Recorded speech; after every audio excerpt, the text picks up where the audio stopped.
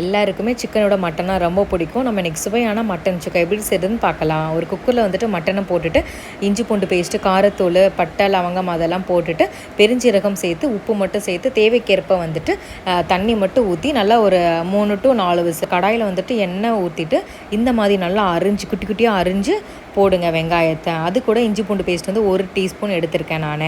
So நான் வந்து 1/2 kilo mutton தான் சேர்க்க போகிறேன். 1/2 கிலோவுக்கு 1 தக்காளி இருந்தாலே போதும், ஏன்னா புளிப்பாயிடும்.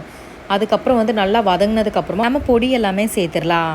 மட்டன் மசாலா பொடியும் ப்ளஸ் என்ன சேர்க்குறீங்கன்னா மல்லித்தூள் 1 டீஸ்பூன், காரத்துக்கேற்ப காரத்தூள் சேர்த்துக்கோங்க, லைட்டாக மஞ்சத்தூள் மட்டும் சேர்த்துக்கோங்க, அவ்வளோவே தான்.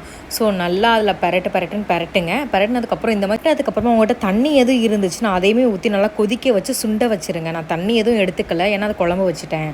ஸோ இதுக்கப்புறம் வந்துட்டு கேஷ்யூ நட்ஸ் போட்டுட்டு அதுக்கு மேலே வந்துட்டு கொஞ்சமாக கசகசா போடுங்க, ரொம்ப போட்டிங்கன்னா கசக்கும். கொத்தமல்லி தூவி இறக்குங்க, அவ்வளோவே தான். அருமையான சுக்கா ரெடி. ஒன்ஸ் ட்ரை பண்ணிவிட்டு சொல்லுங்கள்.